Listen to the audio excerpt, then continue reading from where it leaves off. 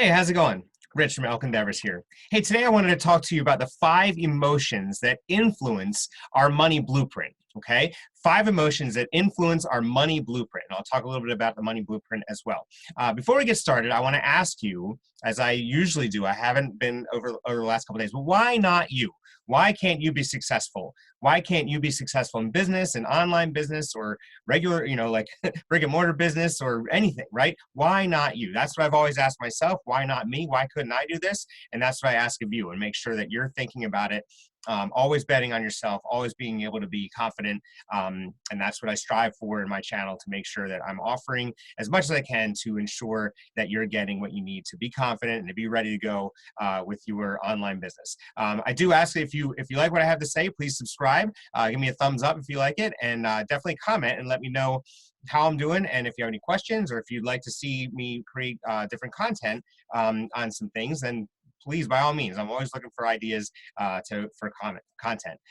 So I'll go ahead with the money blueprint. So the money blueprint is sort of the way that you think about money, okay? And this is something that comes up and comes into your life without your knowing it. You're not born with a money blueprint. You have no idea what's happening. It's all a matter of how you're conditioned throughout your life and throughout your childhood to be around money and to deal with money and to work with it, right? And so those are words that we usually hear deal with money, but we don't usually hear work with money, right? And so that's something that that comes in your money blueprint. So it kind of has to do with how you're brought up, and these are just examples, but how you're brought up. Okay, what you hear when you're a kid. So like if you were constantly hearing like money doesn't grow on trees, or we can't afford that, those types of things, like those are things that get ingrained in you, and you just sort of bring that to your own money blueprint, and that's how you think and that's how you believe, right? And then there's also society's ideas, and this is all, society influences what your parents and grandparents said, but society really kind of pushes us toward the idea of scarcity and the idea of saving money, and spending $10 to save two, and all those different types of things. And you're constantly seeing different ways that people struggle with money. That's what TV shows are about. That's what movies are about oftentimes. And then your own experiences with money, right? How you have felt, or how you have struggled or enjoyed, right? Having money. And most of us don't think of money as enjoyable, right? Most of us think of things that struggle, right? And I know I'm certainly included in that. Until last year, it was always like something I saw as a struggle, something I saw as I never looked forward to anything, never looked forward to the future, until I started my business. And then I started looking at my money blueprint and realizing that, like, wow, I've really been influenced by all these things. So we'll go ahead. So with the 5 emotions, okay, these are 5 emotions. And as I've talked about, I've been listening to a ton of books and reading a ton of books about money. Okay. And what I found is that there are books about the technical aspects of money, so like investing and saving and those types of things. And you can go to my last video, and I talk more about that, and then you can kind of come back to this one and listen all the way through, because this is hopefully all valuable content. But these are all things that when you look at the books, right, there's the technical aspect of money, like Tony Robbins's Money Master the Game. That is a lot to do with the technical aspects of money. Whereas something like Secrets of the Millionaire Mind by T. Harv Eker, Think and Grow Rich by Napoleon Hill. I'm reading a book called Happy Money right now. I'm listening to it actually when I'm walking. I can't remember the gentleman's name. Rich Dad, Poor Dad by Robert Kiyosaki. All those things have to do with the mental aspects of money. And you don't usually hear that. You don't usually think of money having an emotional emotional thing until someone actually tells you that. But then you start realizing that, like, it's all emotions, right? It's all ideas and thoughts, because we don't carry money. Like this is my wallet. I don't have any money in it. This, my card is my money, especially nowadays with the coronavirus. So the 5 emotions are really something that, just the idea, and I'm kind of talking a little bit about this because you have to kind of let it sink in that emotions are even a part of the process of money, right? And the process of using money and working with money. So the first emotion is fear. And that's something, and again, these are all like emotions that I've kind of combined and thought through on my own to make this video. So the first emotion that I would talk about is fear, right? And people really fear, they fear losing their job and not having any money, which is a horrible thing, and that's happening right now with coronavirus. And the fears sometimes are justified, right? But we have to kind of switch our mindset, not to worry about and not to focus on the fear, because what you focus on eventually will come true. But fear is something that, when you every time you spend money, you fear that it's not going to come back to you. You fear that you shouldn't have done it, because that's like $50 less than you would need, right? Or are going to need. And so that's a really strong emotion. And when you think about how much money impacts our life, how much money impacts our lives, when fear is attached to it at that level, at that capacity, it's really, really hurtful and damaging to our overall ability to just live our lives.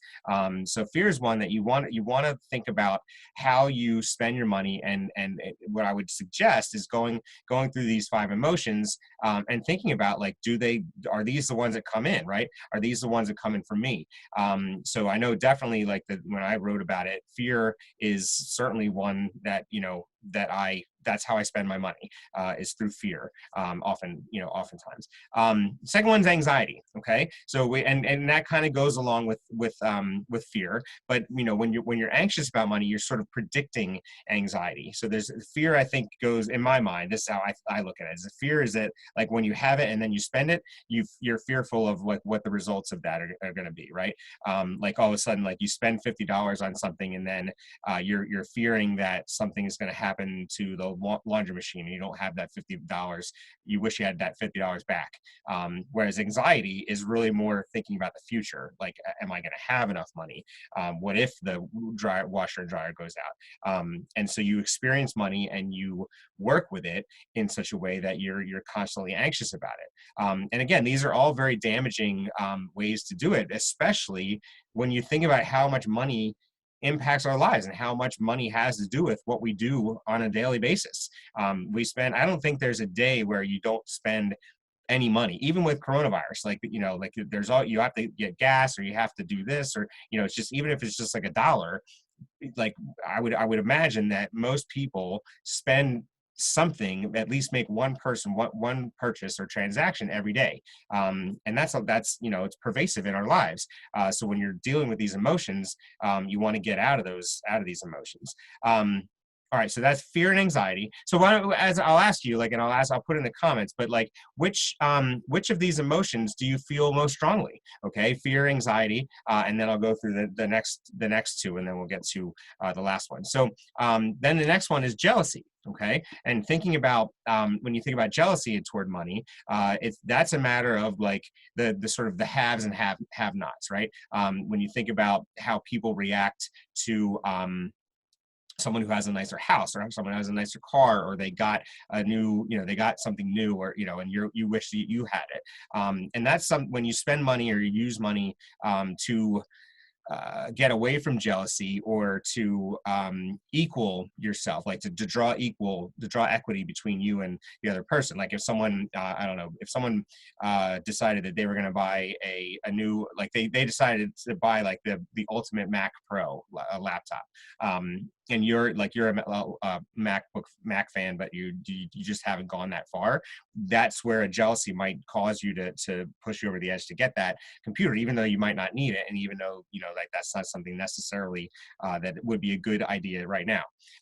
So that's something that we're constantly kind of thinking about. And T. Harv Eker actually brings in a really good point in his book Secrets of the Millionaire Mind, where he was driving around he was driving around. He had, like, a Ford Escort or something, and and he didn't have any problems. Like, people let him in to lanes and stuff like that. But then he, like, bought a Jaguar, and he realized that people weren't letting him in. They were beeping at him. They were giving him the finger. They were throwing beer cans at him at one point.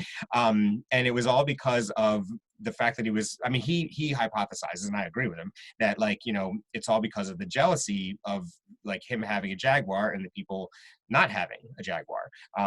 So that's something that, that you want to think about. And then the fourth emotion is anger.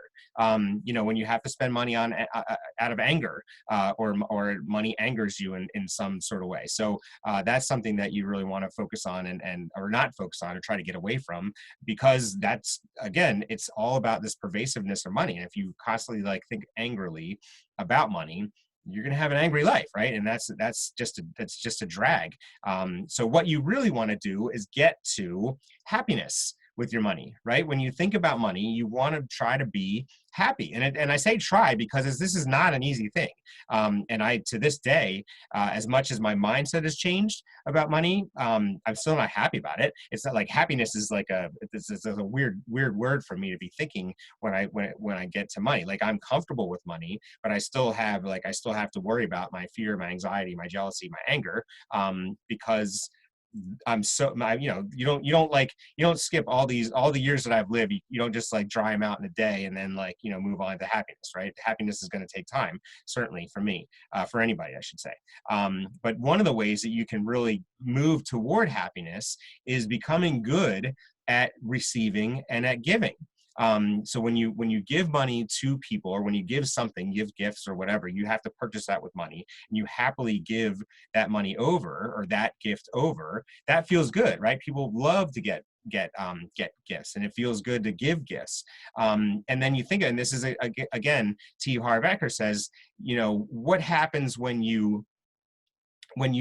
someone denies you the ability, if you want to take people out to dinner, and then they refuse, like they won't have it, right? That doesn't feel good, because you're trying to enjoy your dinner and just have fun and treat someone to dinner because you appreciate something that he did, and then they won't allow you to. It hurts, right?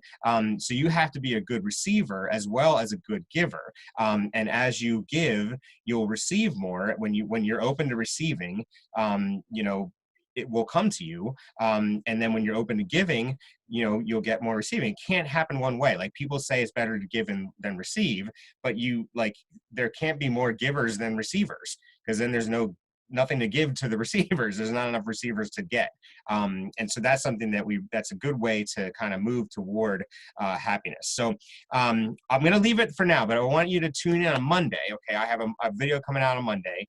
And this will be my ideas to combat these emotions and kind of get toward happiness. Okay. So moving toward happiness and trying to get rid of the fear, anxiety, jealousy, and anger. All right, so that's my video for today. If you like what I had to say, please give it a thumbs up. Comment below, like I talked about, which of these emotions is the most prevalent in your life. And then certainly subscribe to the channel. If you like what I have to say, subscribe to the channel. I'd love to have you, and look forward to seeing you on Monday. I'll find my end recording here.